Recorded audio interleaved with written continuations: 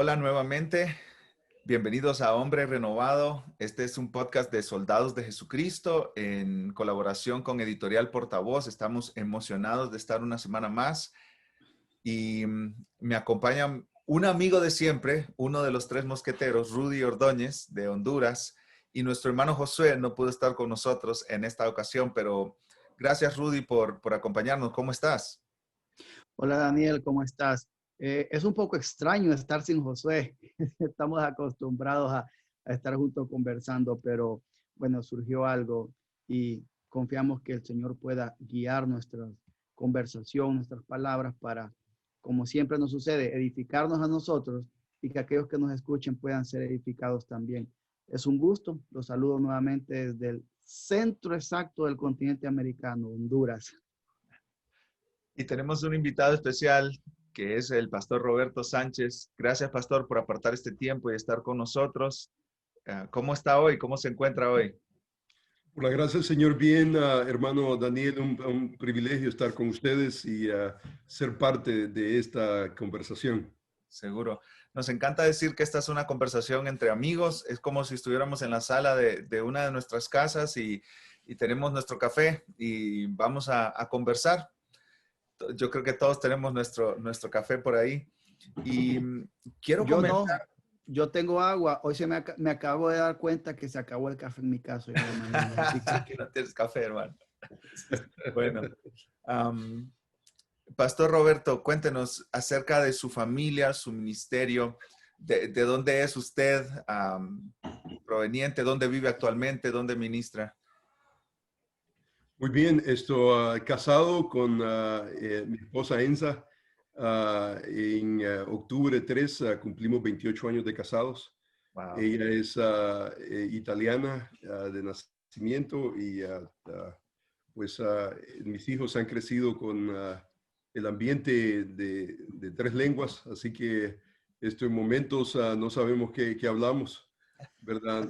En momentos cuando tal vez hay euforia, pues no se sabe qué es lo que es, ¿verdad?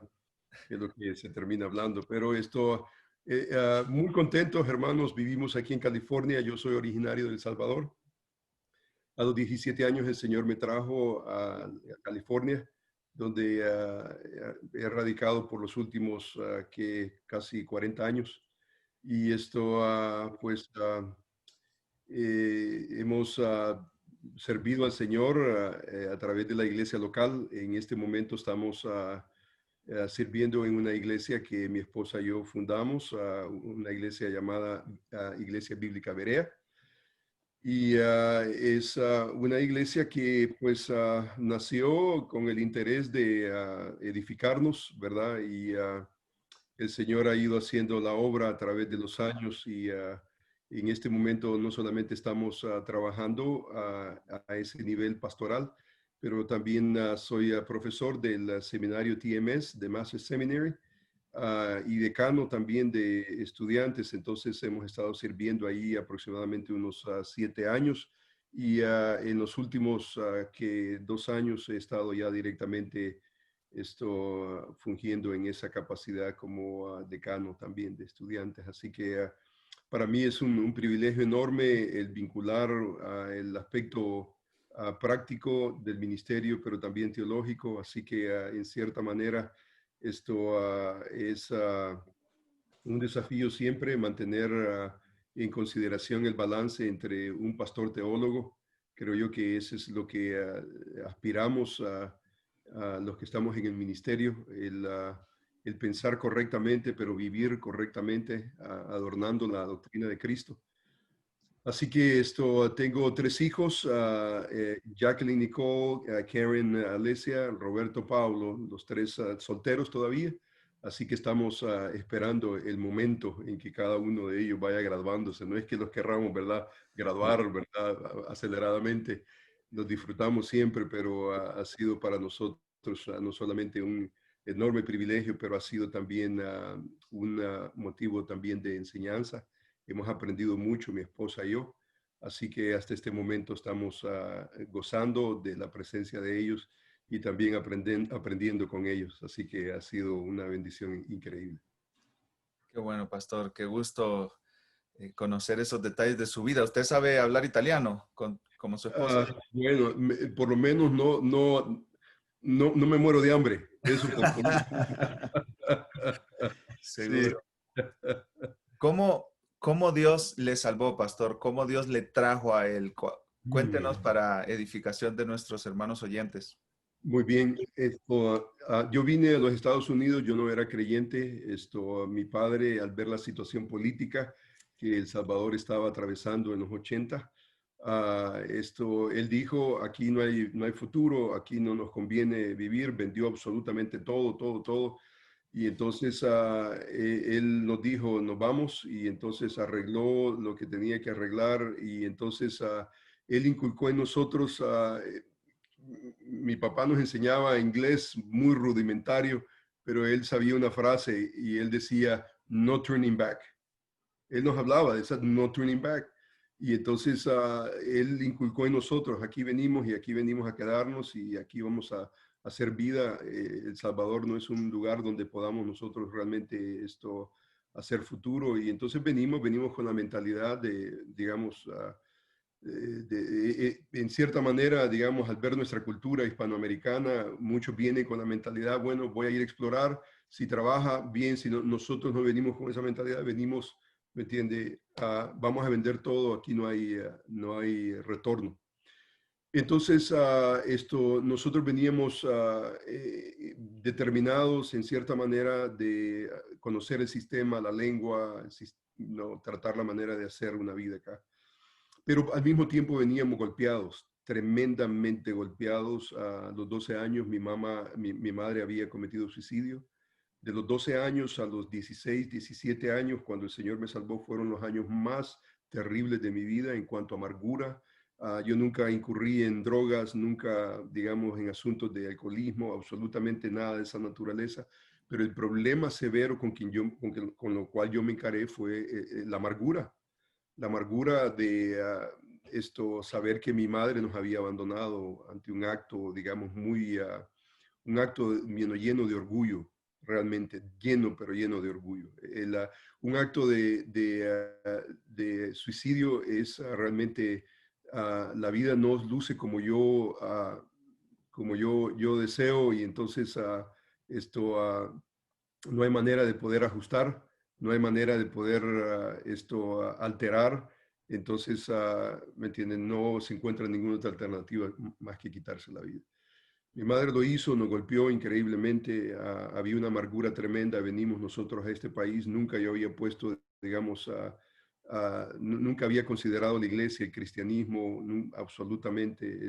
Mi hermana que vivía ya acá en el norte de California, llegamos nosotros y el primer domingo que llegamos fuimos a la iglesia, a mi hermano y yo, especialmente que teníamos una afinidad un poco más cercana.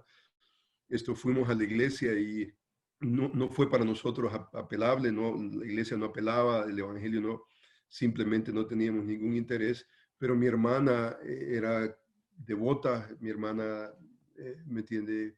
Fue el instrumento que el Señor utilizó para llamarnos la atención. Y después de meses de exponernos al evangelio, esta era una iglesia y era una iglesia muy pujante en su celo evangelístico, y nos predicaba el evangelio de muchas maneras. Había muchas oportunidades donde el ambiente evangelístico se vivía, y nos exponíamos al evangelio, y salíamos con los jóvenes, ahí alguien compartía el evangelio. El púlpito estaba lleno también de evangelismo. Cualquier evento, por más insignificante que fuera, había una vida evangelística. Y entonces, después de nosotros exponernos al evangelio, hubo un momento en que el Señor tocó mi corazón en una manera especial. Reconocí mi pecado, reconocí la necesidad de Jesucristo, y fue un momento decisivo para mí, fue un momento increíble. Mi hermano, después de que yo quebrantado, porque sabía que algo había pasado, no lo podía explicar. Entonces mi hermano me decía, entonces de hoy en adelante ya no vas a poder fumar, no vas a poder decir malas palabras, no, ¿me entiendes? Y yo me quedaba pensando que realmente, ¿cuál es la implicación de esto que está pasando en mi vida? Y entonces mi hermano fue uno de mis primeros críticos, pero por la gracia del Señor, Dios lo abrazó también en su gracia y vino a los caminos del Señor. Y en esa iglesia continué creciendo, crecí en maneras increíbles. Esa fue la iglesia que el Señor utilizó para poder no solamente experimentar la gracia de Dios en el Evangelio de Jesucristo, pero esa iglesia también Dios la usó para el desarrollo de mi caminar con Cristo, no solamente en términos de discipulado, pero también de liderazgo cristiano. Así que, en breve, esa es mi historia, ¿sí? En cuanto a... Gracias. Sí. Gracias por compartirla, pastor. Qué emocionante es escuchar cómo Dios atrae así a los que Él salva. Wow. Gloria a Dios por ese testimonio. Queremos hablar un poco esta semana acerca de los padres de la iglesia. ¿Quiénes fueron los padres de la iglesia y por qué es importante hoy en día, pastor, conocerlos y leerlos? Ellos vivieron en los primeros siglos, después de que Cristo murió y ascendió al cielo, y nosotros estamos en el siglo XXI. ¿Qué tenemos que aprender de ellos nosotros? Bueno, los padres de la iglesia son importantes en el sentido no solamente de historia, pero la teología de la historia, que es lo que nuestro interés, no es solamente, digamos, la cronología que vivieron inmediatamente después de la cuna del cristianismo. Los padres nos muestran a nosotros esa continuidad de lo que nosotros hasta el día de hoy creemos. Por ejemplo, hablaba con un estudiante esta semana pasada acerca de la reforma y cómo la reforma sacó no solamente la luz, la escritura, la palabra. Me hablaba acerca de especialmente doctrinas, la predestinación, por ejemplo. Hablaba acerca de la elección, doctrinas que en cierta manera nosotros apreciamos, pero nuestro hermano conectaba estas doctrinas en relación a la reforma. Lo interesante es que cuando nosotros leemos la historia, estas doctrinas se hablaban aún antes de la Reforma. Leemos nosotros, por ejemplo, a San Agustín. San Agustín fue básicamente un paladín, fue un teólogo que nos profundizó sobre estas doctrinas. Los debates que ocurrieron antes de la Reforma, los reformadores se nutrieron de ello. O sea que o sea, pensar, por ejemplo, que la reforma fue la que, ¿me entiende?, despertó y que, no hay duda que la reforma, digamos, los trajo digamos, a un nivel más público y más consciente. Pero los padres de la iglesia nos proporcionan una perspectiva absolutamente importante para nosotros como cristianos, no solamente una perspectiva histórica, pero una perspectiva también teológica. Cuando nosotros leemos a los padres de la iglesia, uno de los elementos constantes que nosotros observamos es el interés por honrar las escrituras. Es más, los buenos padres o los santos padres son caracterizados por hombres que regresaron a las escrituras, regresaron con un auge, con un deseo de no solamente querer entender los escritos del Antiguo y Nuevo Testamento, pero querer vivir esos escritos. Entonces, un buen padre de la iglesia es un padre que toma en serio las escrituras. Y esto es cierto que, digamos, no, la autoridad nuestra no son necesariamente los padres, y en ese argumento muchos han dicho, entonces, ¿qué nos importa? Absolutamente no. O sea que ellos son grandes intérpretes. Por ejemplo, estamos hablando de Agustín. Agustín no fue solamente un increíble filósofo. O sea, sus raíces en retórica, él enseñaba en Roma, en Milano, en el norte de África. Él fue un hombre increíblemente diestro en cuanto a la retórica, la filosofía, los griegos. Pero una vez el Señor lo salvó a la edad de 19 años, hubo un despertar increíble por las escrituras, descubrir las escrituras, entenderlas, vivir las escrituras. Por ejemplo, el día de hoy vamos a hacer referencia a Crisóstomo. Juan Crisóstomo fue un pastor de una iglesia en Antioquía que sufrió por el nombre de Cristo. Él nos heredó un libro que tiene que ver, esto es increíblemente precioso. Para un pastor, para un creyente serio, Crisóstomo debe de ser un tesoro para nosotros. Por ejemplo, él escribió un libro que tiene que ver con el sufrimiento y la soberanía de Dios. Es un libro que nosotros debemos de accesar. No sé si está en español, pero es un libro que ata ese concepto, esos dos pilares importantes en cuanto al sufrimiento y la soberanía de Dios. ¿Dónde está Dios cuando el hombre de Dios sufre? Esa es la pregunta que Crisóstomo se hace, y esa es la herencia que él dejó a una congregación en Antioquía. Él deseaba enseñarle a sus feligreses cómo vivir a la luz de la soberanía de Dios, especialmente cuando sufrimos. Así que los padres de la iglesia para mí tienen un cariño muy especial. Es cierto que no, digamos, no son lo mismo que, digamos, estudiar las escrituras, pero esto nos nutren en cuanto a cómo ellos concibieron el pensamiento bíblico, y no solamente cómo lo concibieron, pero cómo ellos lo vivieron. Sí, a mí me gustaría adicionar que hay algo que me produce mucha tristeza a mí en el ambiente evangélico protestante, y es el tema de pensar que antes del siglo XVI todo lo que está desde esa fecha hacia atrás es exclusivamente de la Iglesia Católica Romana. Y eso es una tristeza y algo que nos debe de doler, porque tenemos una herencia. El pastor Roberto acaba de decir herencia que dejó Juan Crisóstomo, y no solo fue a esta iglesia en Antioquía, fue a toda la cristiandad. Entonces, creo que es importante que vayamos a ellos, veamos cómo el martirio de algunos, de Policarpo y de otros, cómo lucharon, cómo vivieron en las catacumbas, cómo ellos se mantuvieron fieles ahí, y cómo luego, después de que se impone una religión en un imperio, tienen que ser algunos referentes de un cristianismo auténtico en medio de una cultura cristianizada, digamos, entre comillas. Entonces, es importante siempre estarlos viendo. Hubo grandes apologistas que se pararon para defender la fe.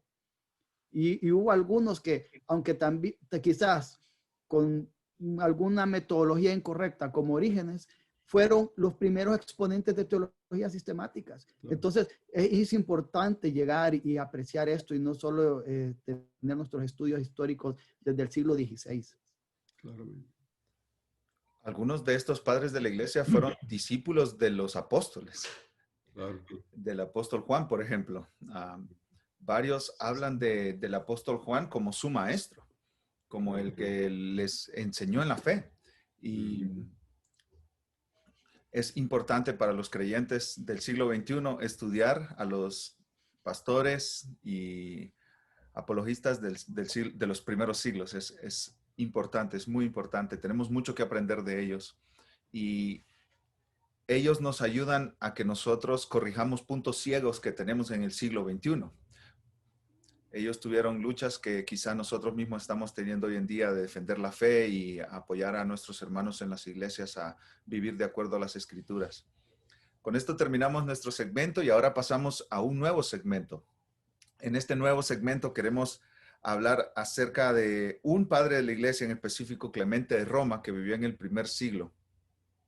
Estamos podemos decir, limitando nuestra conversación a lo que este padre de la iglesia escribió acerca del orgullo y la humildad. Así que, pastor, cuéntenos un poco acerca de Clemente de Roma, dónde él ministraba y específicamente qué texto escribió que nos ayuda a saber qué opinaba él del orgullo y la humildad en la iglesia. Muy bien, Clemente fue básicamente un padre de la iglesia. Él básicamente nos deja una herencia, una carta en específico a la cual vamos a hacer alusión el día de hoy. Esta es una carta llamada la Carta de Clemente a los Corintios. Y básicamente en esta carta él discute temas concernientes a la iglesia. Él está escribiendo en el año 96 de nuestra era y en ella básicamente él tiene como intención ayudar a una iglesia golpeada por la división. Nosotros leemos que la iglesia en Corintio, aún en la primera carta del apóstol Pablo a los Corintios, era una iglesia que definitivamente había sido sacudida precisamente por ese monstruo, ¿verdad? De la división, la segregación. Cuando nosotros leemos, por ejemplo, la primera carta a los Corintios, encontramos desde el primer capítulo 1 divisiones, esa idea, ese concepto que los hermanos habían desarrollado. Yo soy de Pablo, yo soy de Cefas, yo soy de Cristo. Esa es una división increíble.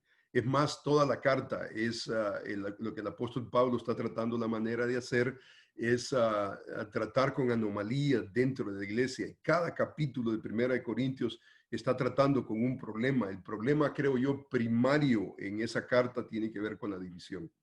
No solamente los primeros 4 capítulos de Primera de Corintios, pero más adelante nosotros vemos que entra el capítulo, por ejemplo, 11, y entonces el apóstol Pablo trae la cena del Señor y trae la cena del Señor suficiente para que los hermanos entiendan que Jesús no nos salvó.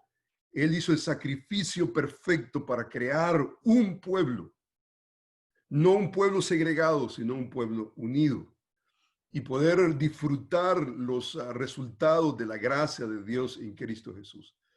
Y entonces regresa al capítulo 11 y el capítulo 11 está increíblemente cargado cuando, por ejemplo, en el capítulo 11 leemos en el versículo 17, pero esto dice, no tengo de qué premiarlos, no tengo de qué alabarlos. El versículo dice en una manera contundente, en el capítulo 11 dice de la siguiente manera, y comienza el apóstol Pablo a tratar con el problema de la división y dice lo siguiente, pero al anunciaros esto que sigue, no os alabo porque no os congregáis para lo mejor, sino para lo peor. Pues en primer lugar, dice, cuando os reunís como iglesia, oigo que hay entre vosotros divisiones, y en parte lo creo, porque es preciso que entre vosotros hayan divisiones para que se hagan manifiesto entre vosotros los que son aprobados. ¿Cuándo pues os reunís? Dice, esto es a comer la cena del Señor, porque al comer cada uno se adelanta a comer su propia cena. Uno tiene hambre, otro se embriaga, pues que no tenéis casas y que comáis o bebáis,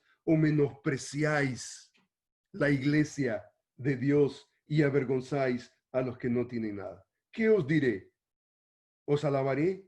Dice Pablo, en esto no os alabo. Porque ¿qué es lo que estaba ocurriendo? Lo que estaba ocurriendo es a través de la cena del Señor, algunos menospreciaban y avergonzaban miembros de la misma congregación. Esto es inaudito, esto es inconcebible, inaceptable. Al parecer, en el año 96, esta problemática ha continuado. Y entonces viene básicamente Clemente en el contexto de una iglesia diferente, la iglesia en Roma. Él escribe, muy probable, algunos historiadores dicen que él mantenía contacto con la iglesia de Corinto y entonces él había tenido la oportunidad de ministrarles y había un concern genuino, una preocupación de parte de una preocupación pastoral. Y él escribe esta carta y a esta carta él le provee una serie de exhortaciones increíbles. Por ejemplo, en un pasaje él dice, hermanos, dice, seamos humildes, poniendo a un lado toda arrogancia, engreimiento y locura e ira. Hagamos, dice él, lo que está escrito y lo que está escrito en las escrituras, refiriéndose al canon bíblico, no es vivir en segregación, en miseria de división, sino vivir a la luz de ese sentir que hubo en Cristo Jesús. Un sentir que no tiene que ver con el orgullo, sino un sentir que tiene que ver, esa es una actitud, y es una actitud que mi hermano es más importante que mis ideas y mis preferencias. Clemente es increíblemente estratégico en el sentido de cómo un pastor ah, en el segundo siglo trataba con asuntos eclesiásticos. Como un pastor, por ejemplo, él habla acerca de, de, de la humildad y él exhorta, por ejemplo, a los hermanos y él dice, seamos obedientes a Dios en vez de seguir, dice, a los arrogantes, dice él, busquemos, dice, no el celo abominable. Él dice, este es un daño, es un peligro, dice, que trae a la iglesia del Señor contiendas, divisiones. Dice, apartémonos, dice, de esos desórdenes y busquemos lo recto, lo que está escrito, lo que adorna la doctrina de Cristo. Es interesante pensar en esto, en esta carta de Clemente, porque hay muchas cosas allí involucradas. Una de ellas es, Corinto tenía pastores seguramente. No era simplemente un grupo que se reunía. Y esto significa que a veces como pastores se tiene que estar dispuesto a humillarse para recibir el consejo de otros pastores, para recibir incluso la exhortación de otros pastores. Y no solo como pastores, sino que también como personas, como individuos. Creo que tenemos que estar dispuestos a autorizar personas y decirles, si ves esto o ves algo en mi vida, decímelo abiertamente. Y eso significa humillarse. Eso significa renunciar a mi orgullo y que realmente venga alguien y me diga lo que me tenga que decir, como decimos por aquí, que me agarre como trapeador y trapee todo el piso. Obviamente se hace con amor, pero hay muchas cosas ahí implicadas sobre este tema. Claro, creo yo, hermanos, que digamos digamos, breve experiencia de pastor, he observado, por ejemplo, pastores, digamos, que no tienen la capacidad, digamos, no tienen la humildad de poder decirle a otro pastor, hermano, ayúdame, no sé qué hacer con esta situación en la iglesia va de pique y no tienen esa capacidad humilde de poder decir, yo no lo sé todo, no lo entiendo todo, y entonces... una de las cosas que yo creo que nosotros como pastores debemos de practicar es precisamente eso, el tener la capacidad que otros puedan venir y poder crecer en comunidad. La vida cristiana, el ministerio no puede hacerse en una isla. Necesitamos hacerlo en comunidad. Necesitamos aprender a decir, hermanos, ayúdenme, soy pastor. No sé, todavía no entiendo. El seminario no me dio todas las herramientas para poder enfrentar situaciones, ¿me entiende? Que van más allá de mi comprensión. El día de ayer, por ejemplo, tenía una conferencia con una estudiante en Chile experimentando una situación muy, pero muy difícil y hay un grito de desesperación. Lo que él está diciendo, ayúdenme, soy pastor, no sé cómo hacerlo. Y entonces en ese grito de humildad, entonces poder abrazar y poder crecer juntos y hacer lo que es el ministerio en comunidad. El orgullo simplemente no nos permite. El orgulloso dice, yo lo sé todo, yo lo entiendo todo, Sí. aunque no lo entienda todo.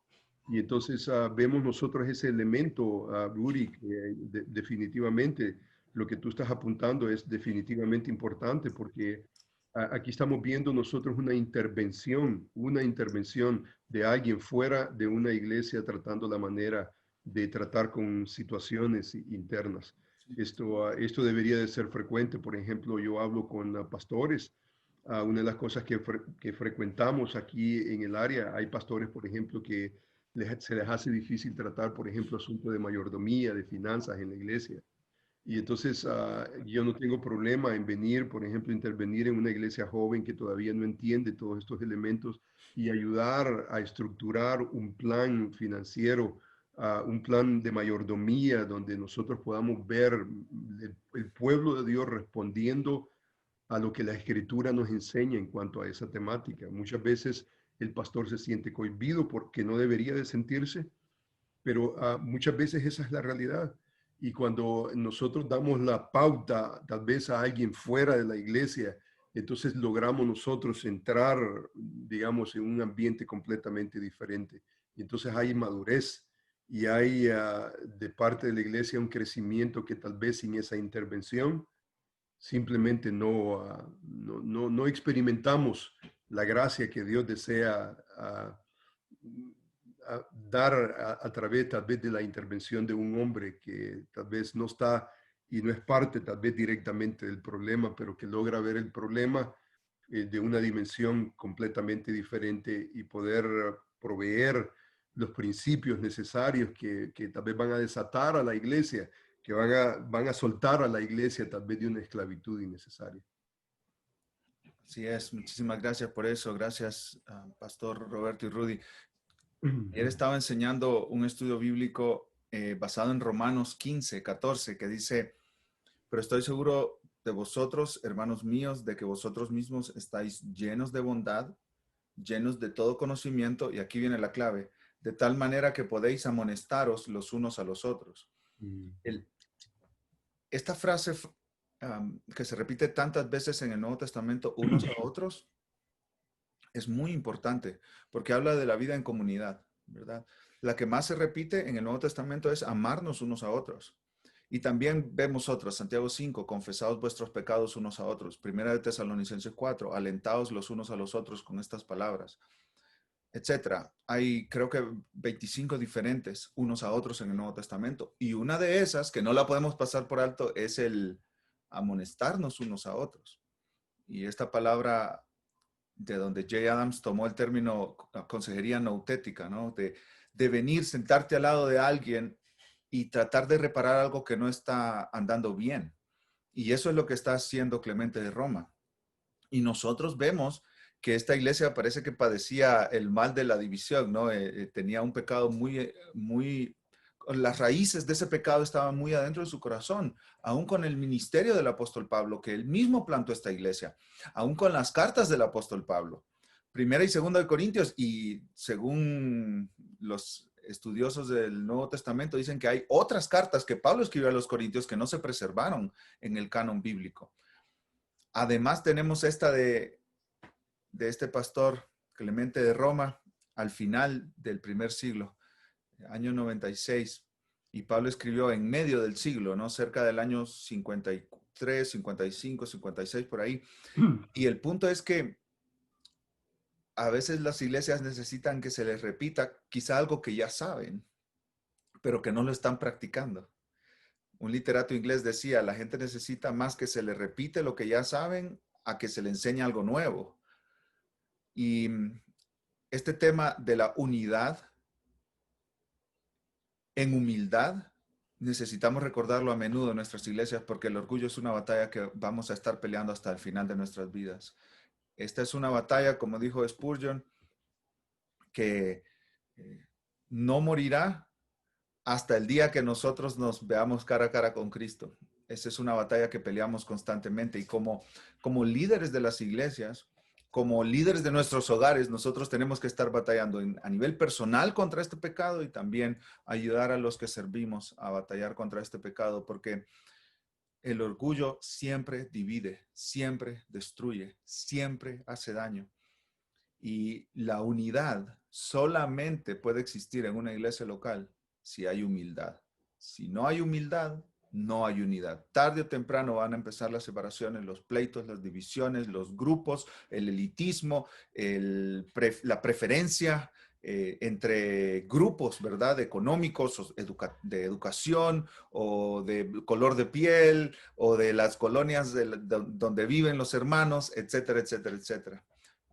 Y lo que nos une es Cristo, no un pasatiempo en común o incluso un idioma en común. Nos une Cristo, el Evangelio. Y si nosotros no estamos caminando en humildad unos con otros, nos vamos a dividir tarde o temprano. Y necesitamos también caminar en humildad para recibir esa corrección de otros hermanos. Claro, definitivamente, Daniel, creo que es muy acertado lo que estás hablando, porque esa es la iglesia del Señor. Y en la iglesia del Señor no se trata de innovación, no se trata de, ¿me entiende?, nuevas cosas, se trata de regresar al libro de Dios y que el libro de Dios nos defina. El apóstol Pedro básicamente termina su carta con ese celo. Hay un celo de parte de él, hay una necesidad, no necesariamente de inventar, no necesariamente de, digamos, ¿me entiende?, ser, digamos, pasar a la historia como alguien, digamos, con innovación.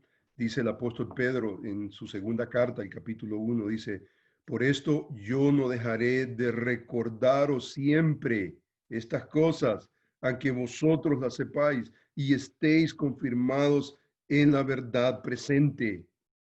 O sea que esto no se trata, hermanos, no se trata de innovación, esto se trata de regresar a las escrituras, que las escrituras nos definan y poder depurar una vida que realmente glorifique a nuestro Dios.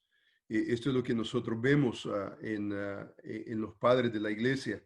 Los padres de la iglesia tomaron en serio las cosas que hemos escuchado, las cosas que son ciertísimas para nosotros. Esos escritos canónicos a los cuales hacemos bien si estamos como una antorcha alumbrando no solamente en nuestro entendimiento, pero en nuestra vida práctica de día a día. Y eso es lo que Pablo le dice a Timoteo, ¿no es cierto? Lo que has oído de mí ante muchos testigos, no inventes nada. Esto encarga a hombres fieles que sean idóneos para enseñar también a otros. Amén. Lo que Pablo les dijo a los corintios, que en humildad vivan en unidad, se lo dijo Clemente también, y cuántas veces no necesitaron escucharlo otra vez. Y así nosotros mismos y nuestras iglesias, estas conversaciones que estamos teniendo acerca del orgullo y la humildad han sido muy provechosas para mí, porque cada nueva conversación con un nuevo invitado trae a la mente, a mi mente, esta batalla constante que yo debo estar peleando contra el orgullo en mi corazón, ¿verdad? Claro. Y ha sido de mucha edificación. Y Clemente les dice a los hermanos de la iglesia de Corinto: Cristo está con los que son humildes de corazón y no con los que se exaltan a sí mismos por encima de la grey. Nosotros leemos eso por todas partes en las escrituras, ¿no es cierto? Dios da gracia a los humildes, pero al altivo mira de lejos. Humilla al que se eleva. Dios, antes de la caída está la altivez de espíritu, dice el escritor de Proverbios también, ¿no es cierto? Claro. Así que escuchemos a nuestro hermano Clemente de Roma. Con esto terminamos nuestro segmento y ahora pasamos a un nuevo segmento. En este nuevo segmento queremos hablar de otro padre de la iglesia, Juan Crisóstomo. Pastor Roberto, este es uno de sus padres de la iglesia favoritos. ¿Por qué? ¿De dónde nace este amor por Juan Crisóstomo? ¿Y qué nos tiene que enseñar este padre de la iglesia acerca del orgullo y la humildad?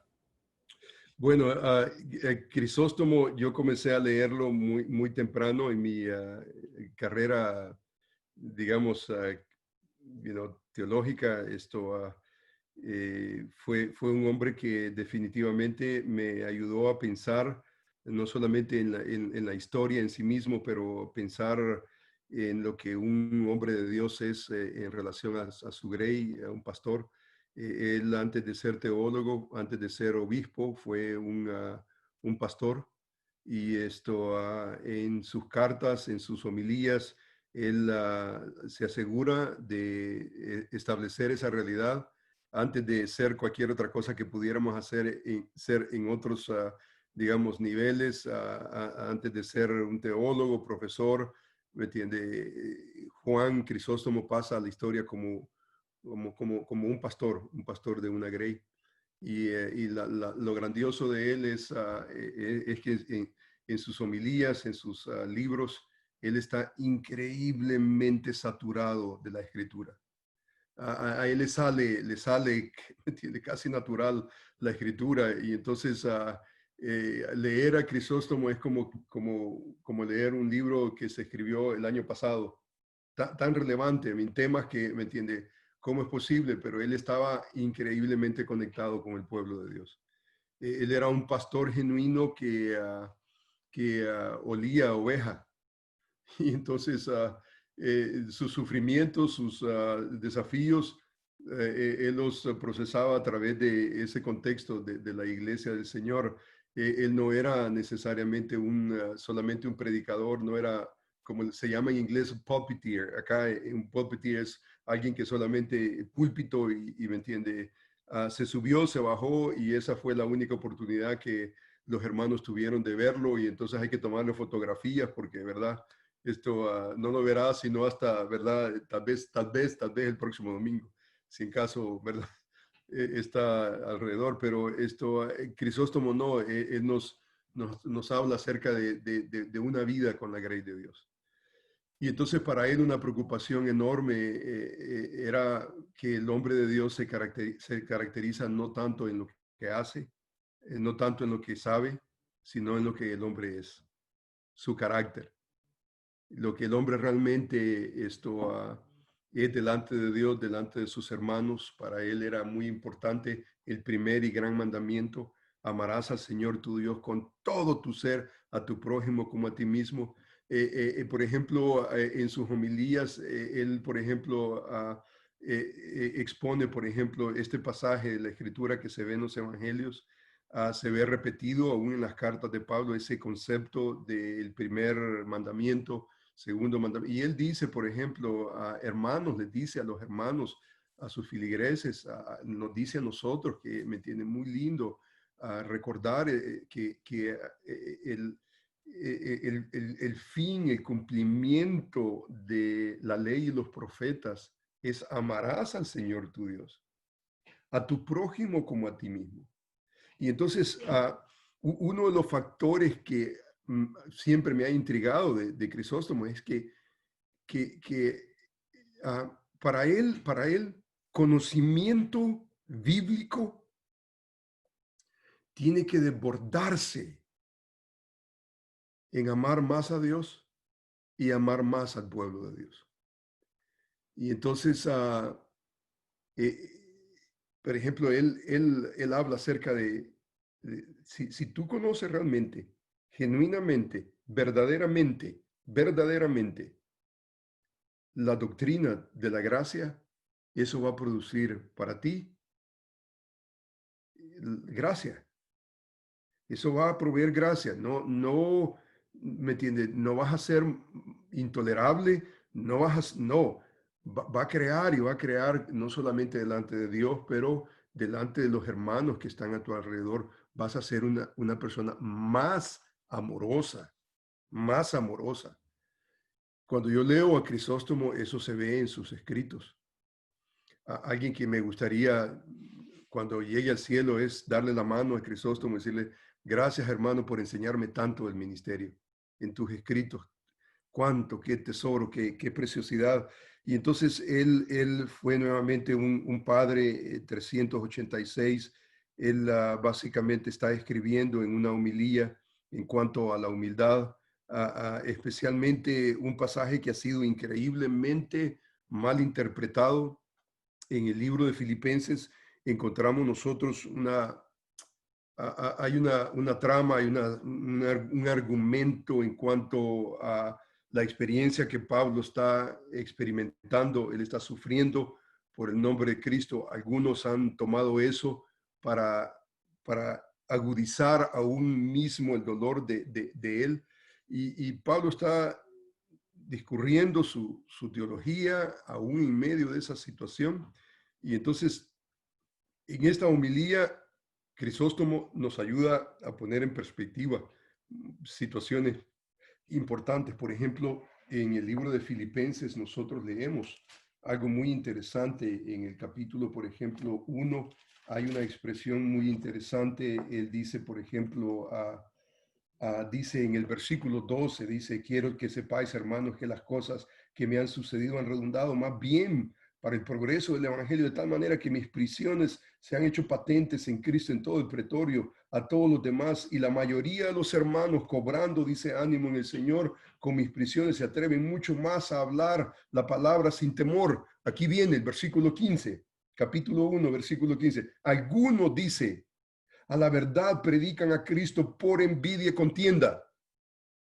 Envidia y contienda. ¡Wow!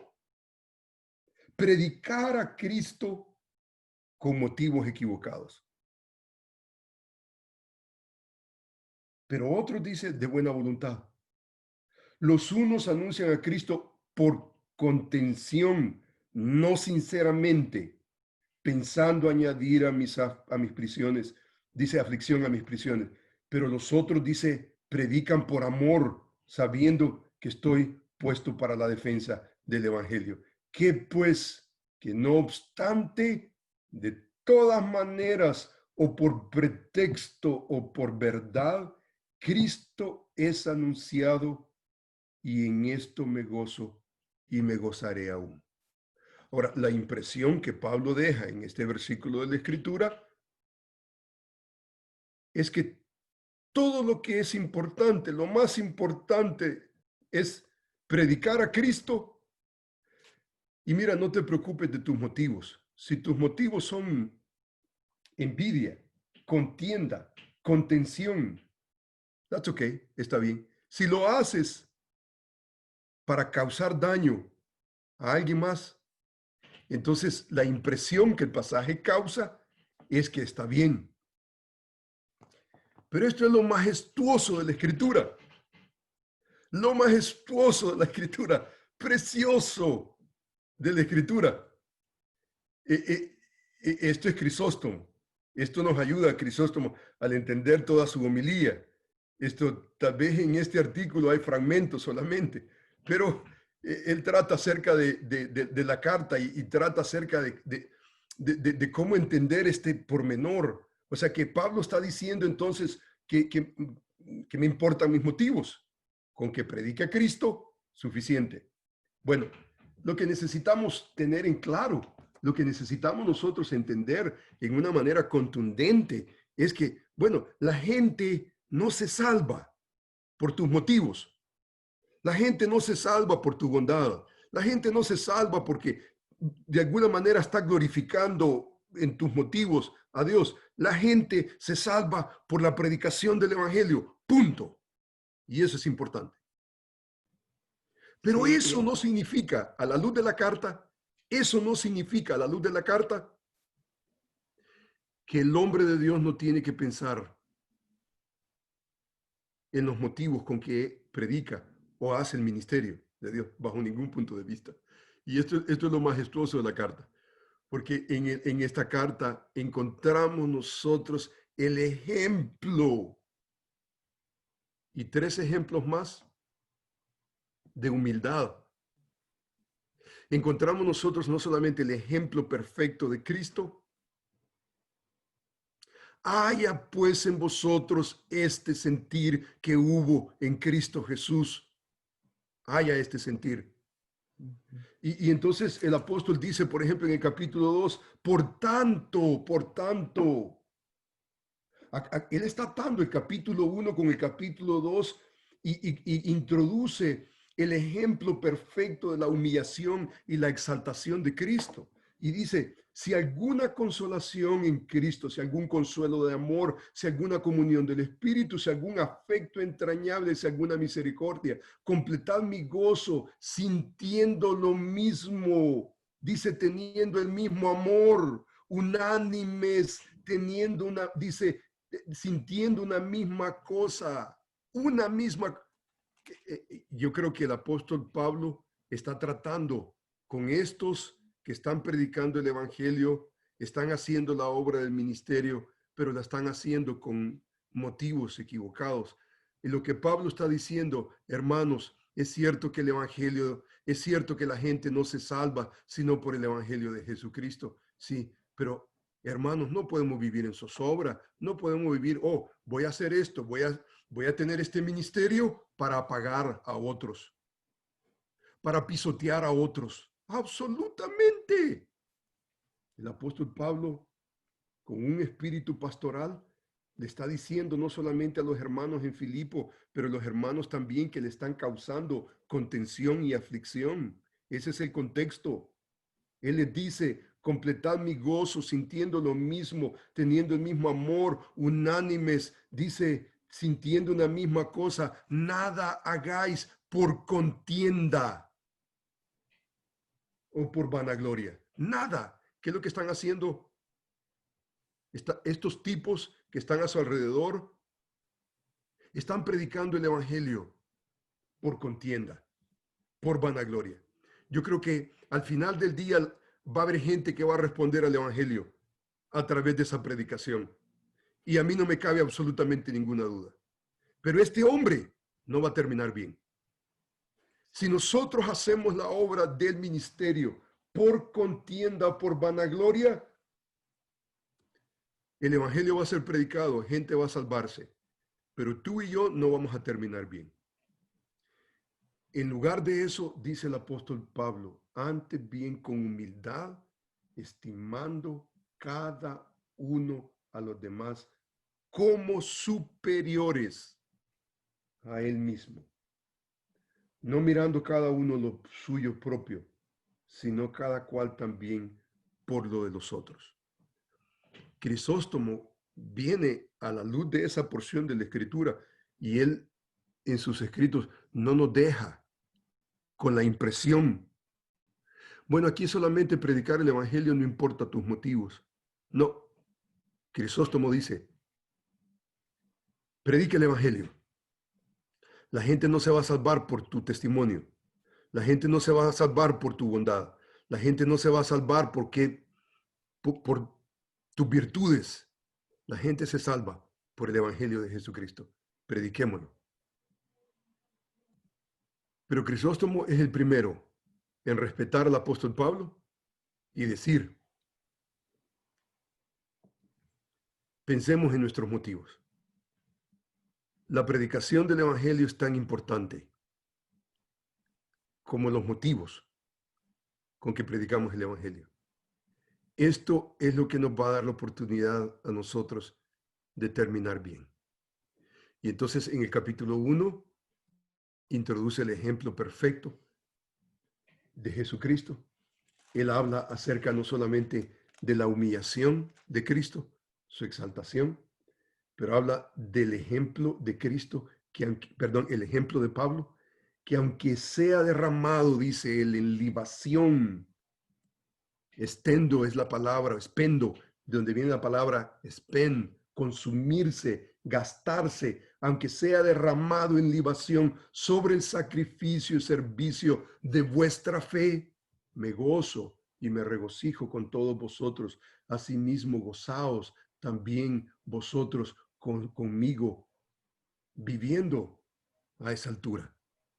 Pablo no solamente habla del ejemplo perfecto de Cristo, pero su propio ejemplo, el ejemplo de Pablo, y luego después introduce el ejemplo de Timoteo, y él dice, espero en el Señor enviaros a Timoteo para que yo, dice, esté también de buen ánimo al saber de vosotros, pues a ninguno tengo del mismo ánimo que tan sinceramente se interesa por vosotros.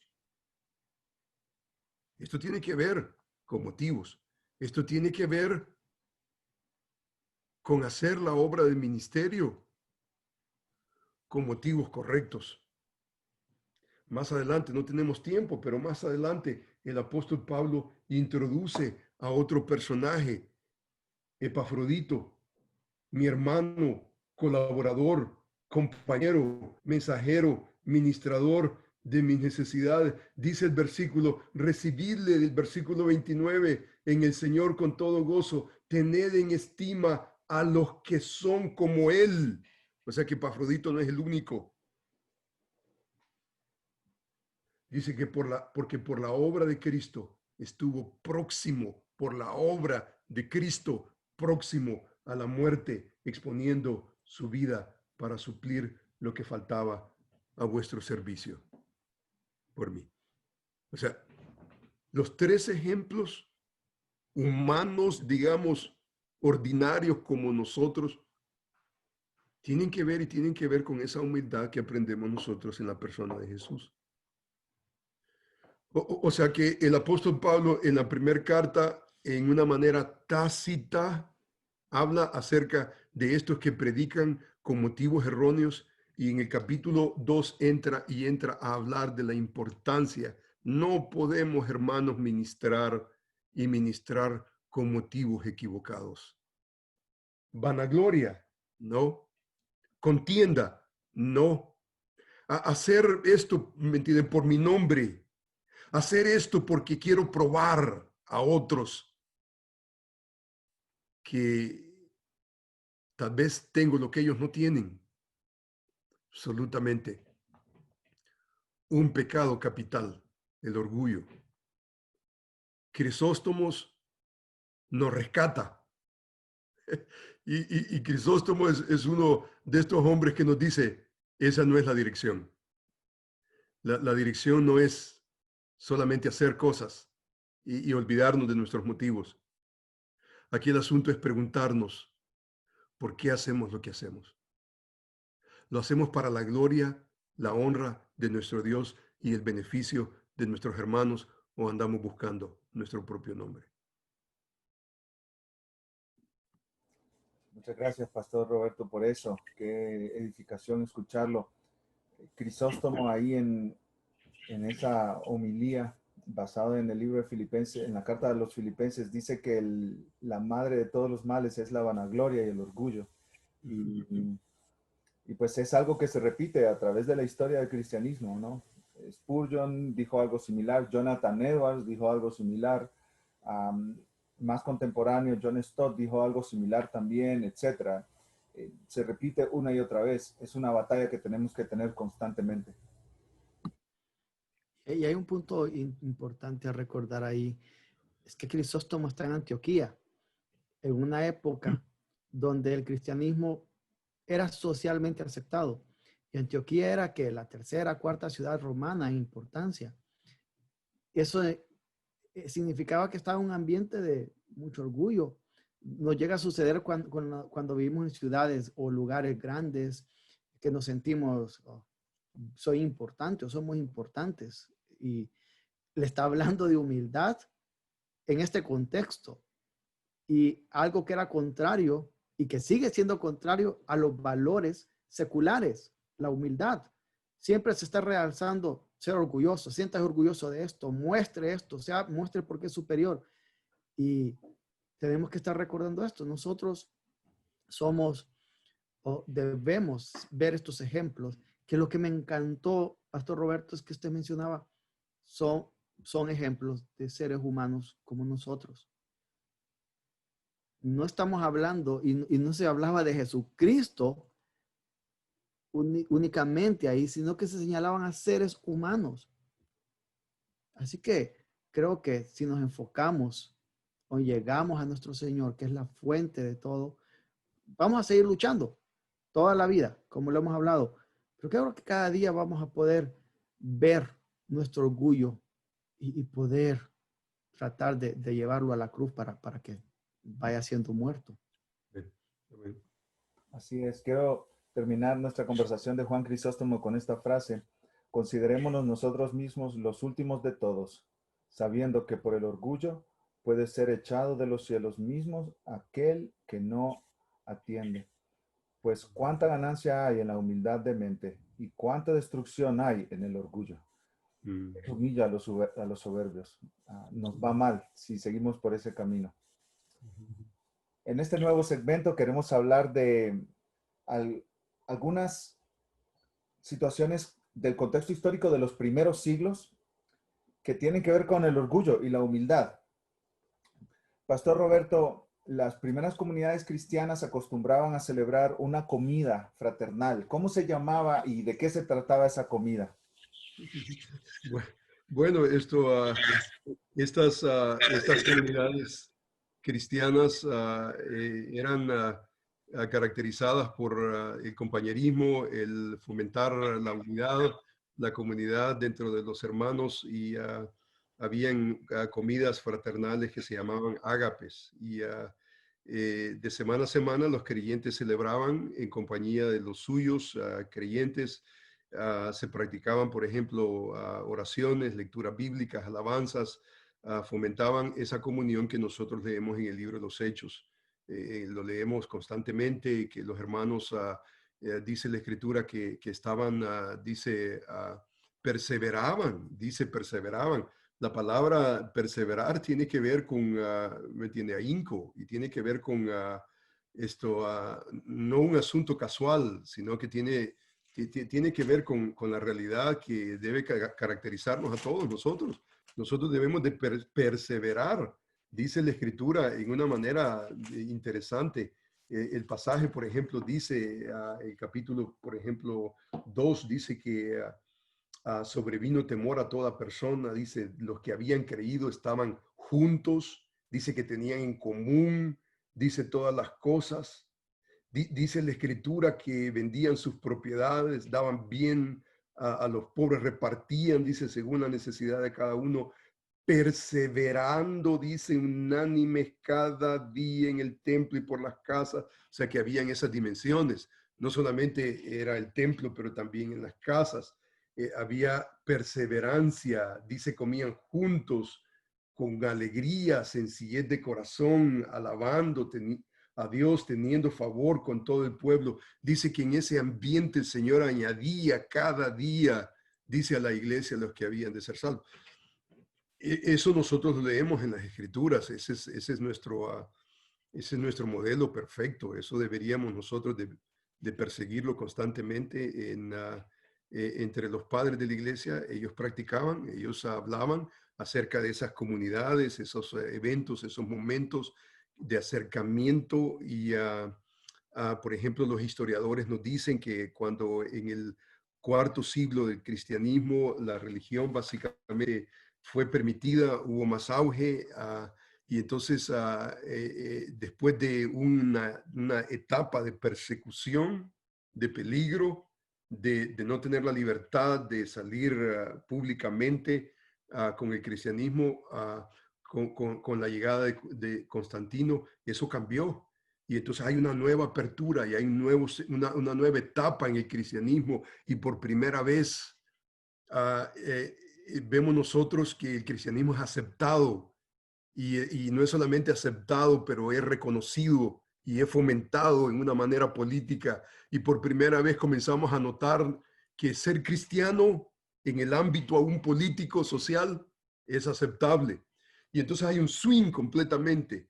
La iglesia sale de la persecución a un estatus, y a un estatus, por ejemplo, aquí en los Estados Unidos, hasta el día de hoy, esto va cambiando, pero hasta el día de hoy, aquí en los Estados Unidos, por ejemplo, un político, digamos, que quiera ganar votos, le conviene el voto evangélico, cristiano, le conviene, ¿verdad? O sea que he visto, en cierta manera, con buenos ojos.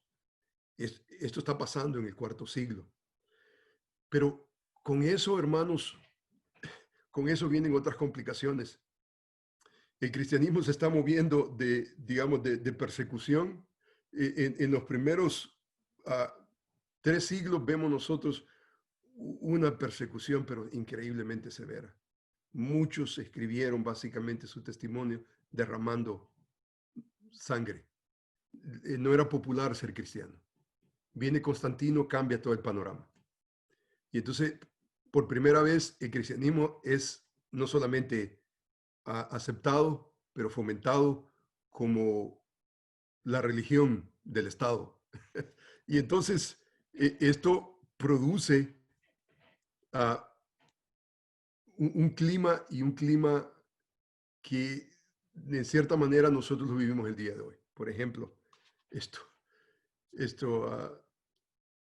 ustedes viven en las iglesias, muy probable que pasa en sus iglesias.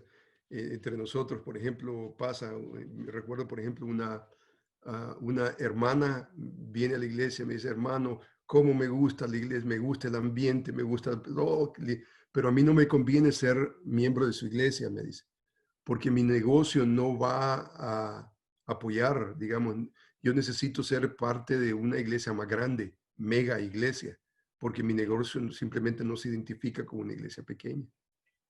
O sea, ¿me entiende? Para mí, yo no mencioné absolutamente, entonces yo digo gracias al Señor que me está diciendo eso, gracias al Señor, porque tú no quieres a alguien a tu alrededor, ¿me entiende? Que piense en esos términos, que quiera usar la iglesia para avanzar, digamos, sus asuntos.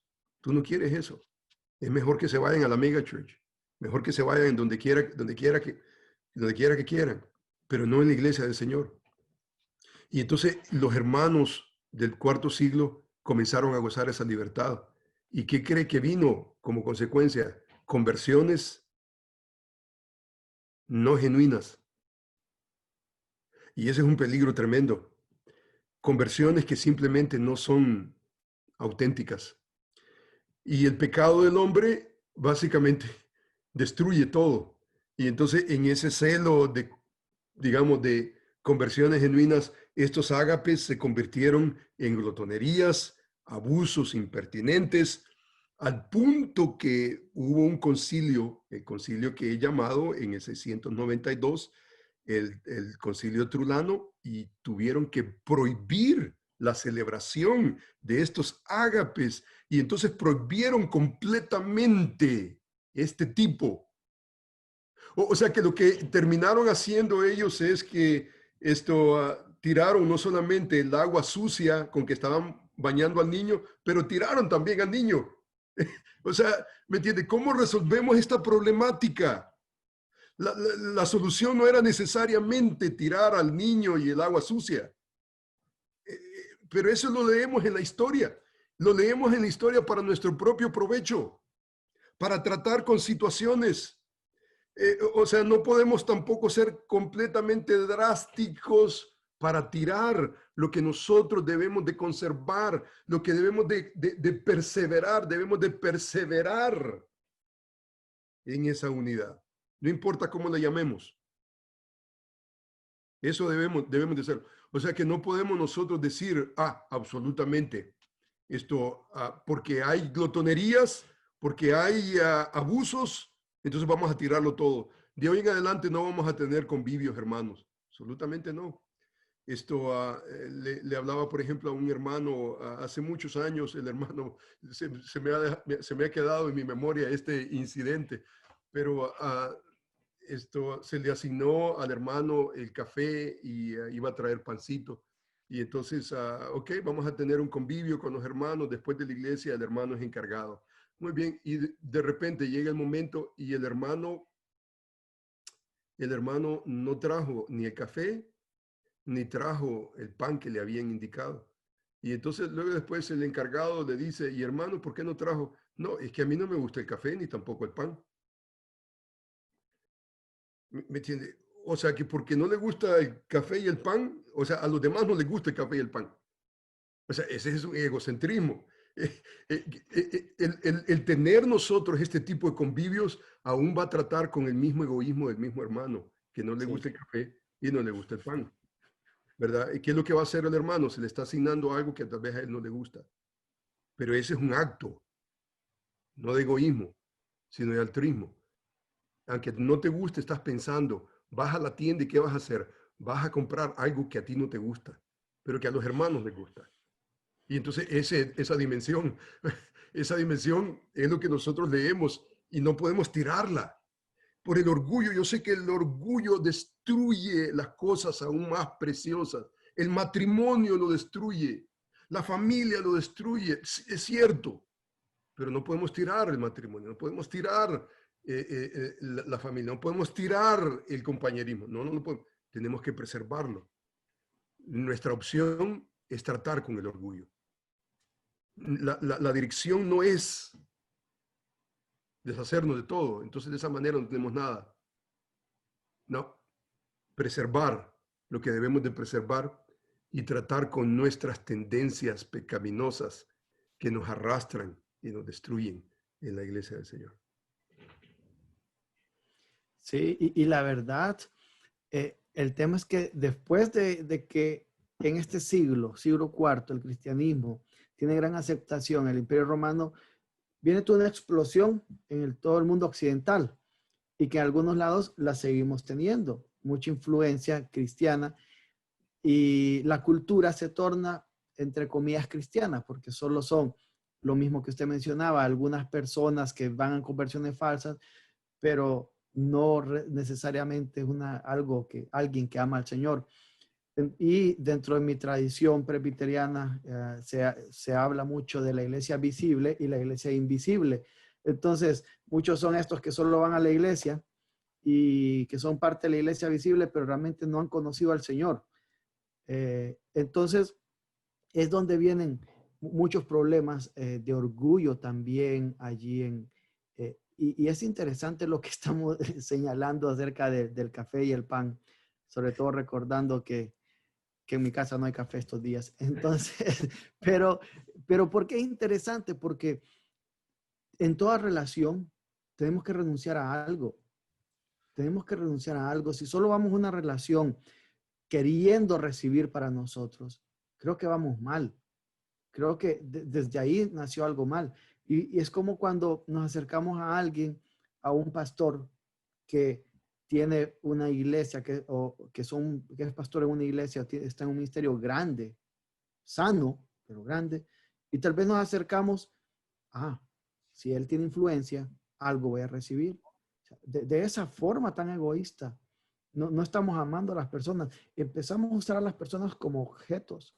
Con esto terminamos nuestro segmento y vamos a nuestro último segmento. Y queremos preguntarle, Pastor Roberto, si llega un pastor a su iglesia, a su oficina, a su lugar, y le pregunta, ¿qué puedo hacer para promover la humildad en la iglesia local? ¿Cuál sería su respuesta? ¿Cómo ayudar a este pastor a hacer ver a su iglesia el orgullo? Quizá en esa iglesia hay divisiones, hay peleas, hay grupos, está esta tendencia de aprovecharse unos de otros. ¿Qué consejo se le da a este hermano? Bueno, esto creo yo que uno de los primeros elementos que necesitamos mantener siempre en consideración es la realidad que si vamos a tratar seriamente con el orgullo, necesitamos tratarlo a la luz de las Escrituras.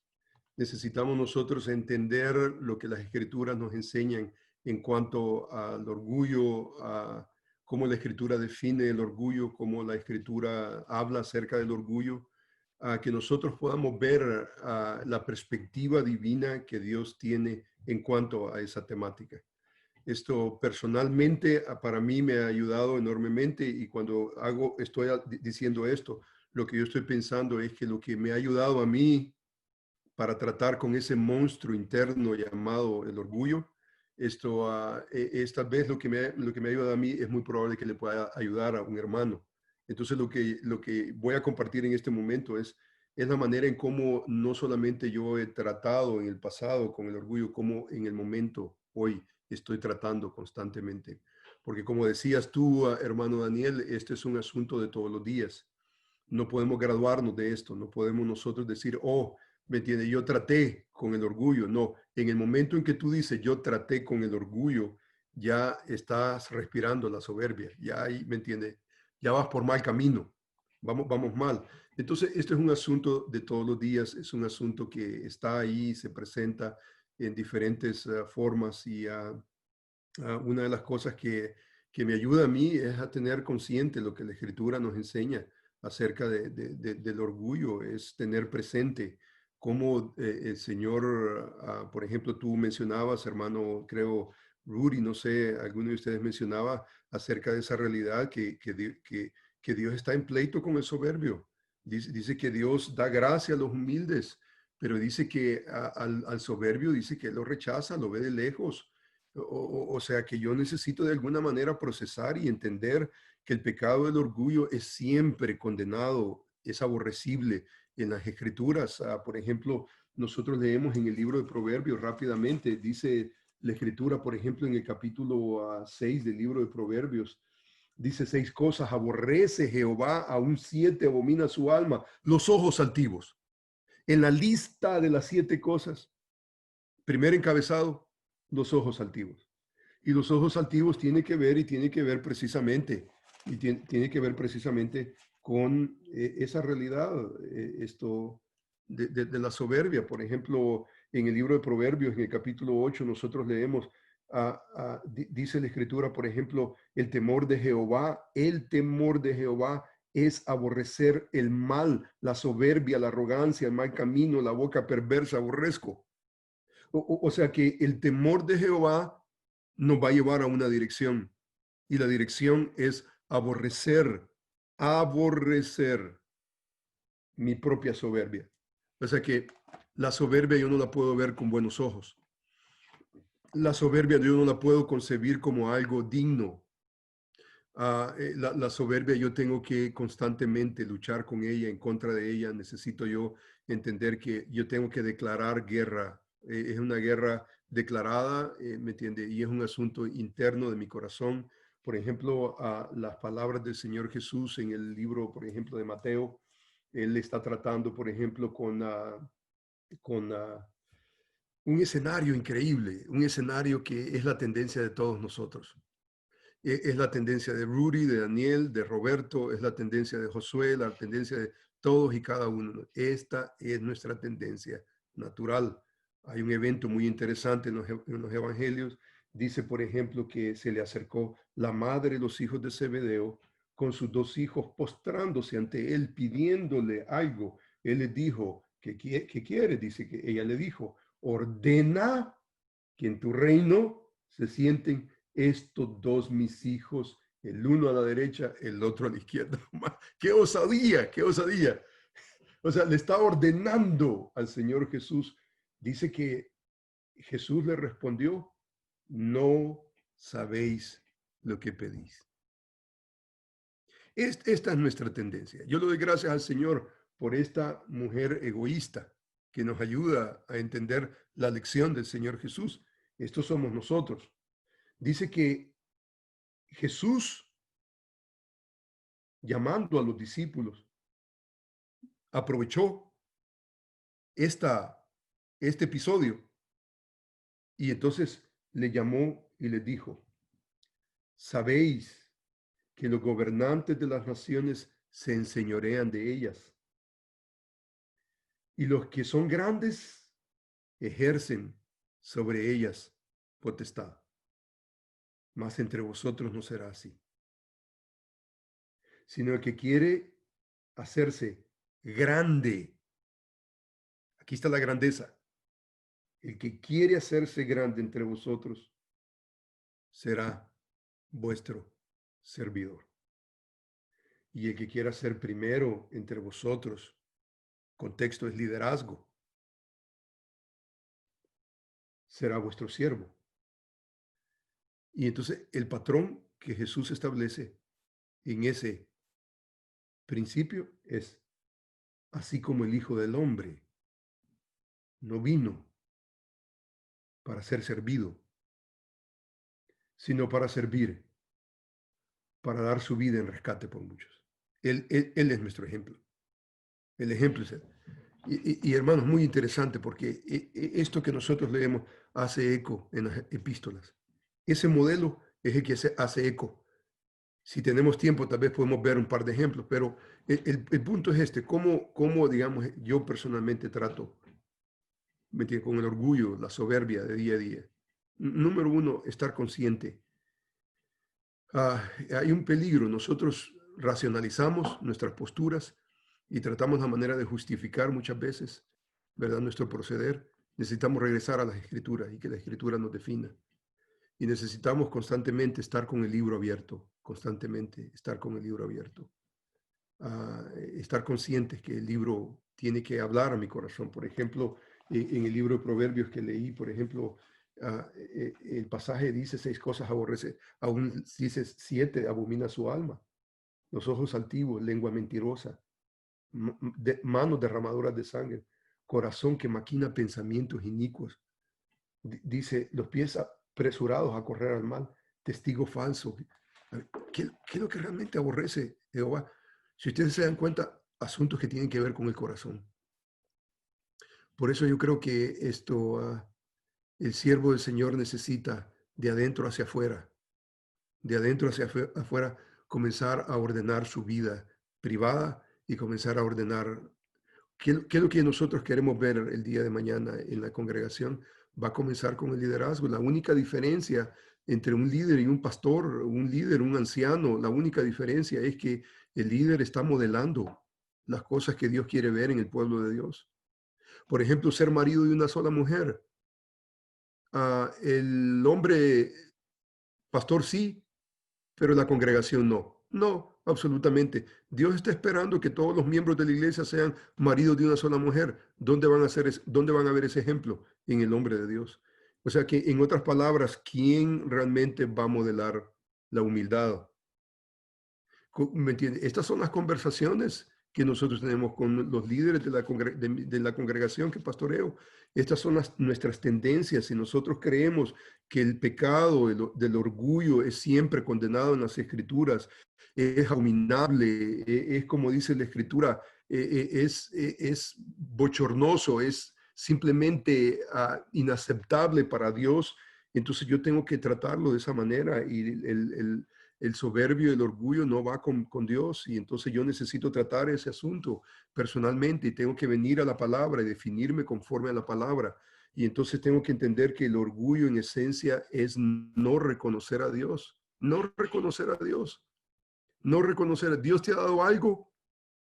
Dios te ha dado, por ejemplo, orgullo en mi, digamos, y esto es una lucha de todos los días. Por ejemplo,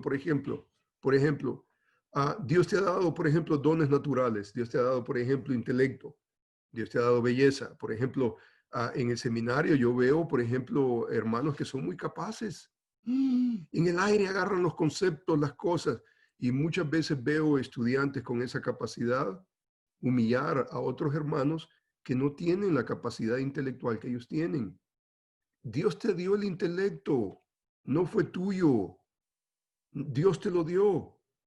Es más, hay un argumento en Primera de Corintios que dice de la siguiente manera, en el capítulo 4, un argumento que no tenemos tiempo en este momento de poder desarrollarlo completamente, pero en este argumento el apóstol Pablo está ayudando a los hermanos a entender cómo tratar con esas divisiones. Es capítulo 4. Dice, hermanos, yo he presentado como ejemplo de mí y Apolos por amor de vosotros, para que nosotros, dice, aprendáis a no pensar más de lo que está escrito. No sea que por causa de uno, dice, os envanezcáis unos con otros. Y mire la razón que Pablo da. Esta es la razón importante que estoy en este momento alumbrando. Porque, ¿quién te distingue? ¿O quién dice, o qué tienes que no haya recibido? Y si lo recibiste, ¿por qué te glorías como si no lo hubiera recibido? O sea que ese intelecto Dios te lo dio. Y Dios no te lo dio para pisotear. En la iglesia, por ejemplo, hay mujeres que son bellas, de natural. Y esa belleza tú la puedes usar para avergonzar a otras hermanas que no tienen la belleza que ciertas hermanas tienen. Si tú te das cuenta, por ejemplo, yo conozco un hermano que mm, recibió una herencia de parte de su padre, una herencia muy, muy grande. Y entonces repentinamente, ¡pum!, de noche a la mañana, rico, de la noche a la mañana. Y Dios le permitió recibir de parte de su padre esa herencia que de un día para otro lo, lo, lo puso en una categoría diferente. Y yo me acuerdo que por un tiempo se volvió loquito. Este hermano se volvió loquito pensando de que él era, ¿me entiende?, esto y aquello. Hasta que se logró situaciones en la vida. Ok, mira, tienes que venir a tus sentidos. Lo que Dios te pueda permitir tener no es para abusar de los hermanos, no es para pisotear a los hermanos. Si Dios te lo ha dado, esto es para hermosear a los hermanos. Tu inteligencia, tu belleza, tu fortuna, los dones, por ejemplo, de la gracia que recibimos, dones espirituales, habilidades que de natural. Hay hermanos que tienen habilidad del canto, por ejemplo, de natural. Otros hermanos no. ¿Para qué? Si el orgullo está ahí, si ese monstruo está ahí, entonces comenzamos a encumbrarnos, a elevarnos y pensar de que somos nosotros, ¿me entiende?, más grandes que otros, y entonces necesitamos regresar a la realidad. Dios da a ciertos miembros del cuerpo de Cristo, le da ciertas capacidades y les da esas capacidades para hermosear, beneficiar y edificar al pueblo de Cristo. Hermanos, para mí, ¿cómo yo trato constantemente con el orgullo todos los días de mi vida? Número uno, una actitud de arrepentimiento. Señor, perdóname todos los días. Señor, yo no quiero hoy este día. Yo no sé si va a ser mi último día, pero Señor, yo quiero pasar este día en la historia como un hombre no orgulloso. Señor, permite abrazar la humildad. Permíteme. Número uno, Señor, yo me arrepiento, habilítame, dame la gracia para poder tratar con mi hermano como yo debo de tratar con mi hermano. Número dos, servirle a mi hermano. Yo voy a ser siervo de mi hermano. Voy a servirle, voy a buscar oportunidades para servirle. Voy a tratar la manera de crear oportunidades. Yo no soy el centro, la gente no está para que me sirva. Yo voy a buscar esas oportunidades. Por ejemplo, el domingo estábamos nosotros, estábamos nosotros celebrando bautismos. Y entonces por la pandemia y todo no pudimos hacerlo en la iglesia. Entonces optamos por ir a la casa de un hermano. Estábamos en una piscina y entonces yo estaba oficiando los bautismos y entonces habían hermanas que estaban paradas. Y yo sé que nuestro hermano Josué no está aquí en este momento, pero el hermano Josué, en lo que yo estaba oficiando los bautismos, el hermano Josué se paró de una esquina, estaba al otro lado, vino, agarró una silla, ayudó a una hermana que se sentara, la otra. Eso es servir, de eso significa. Es desprendernos de nosotros mismos. Yo creo que el antídoto del orgullo, de la soberbia, es aprender a servir aún a aquellos hermanos que, digamos, no reflejan. Que decimos nosotros, no me va a pagar nada, ¿no? Con este no voy a hacer un 5. That's okay. That's okay. Pero nuevamente, ¿cuál es nuestra orientación? Nada hagáis por contienda, por vanagloria. Antes bien, considerando a tu prójimo como superior a ti mismo. Tal vez no es superior. En conocimiento tal vez no será. En habilidades tal vez no lo será. Pero yo lo voy a considerar a mi prójimo. Y si yo lo considero a mi prójimo como superior a mí mismo, entonces yo le debo a mi hermano mi servicio. Y yo voy a ser siervo de mi hermano. Voy a servirle. Muchas gracias por esa exhortación, Pastor Roberto. De verdad que es de mucho ánimo en lo personal y de una exhortación muy práctica también. Cuando como hombres estamos luchando contra el orgullo, conozcamos más a Cristo, porque Él es nuestro ejemplo de servicio, como mencionaba el Pastor Roberto.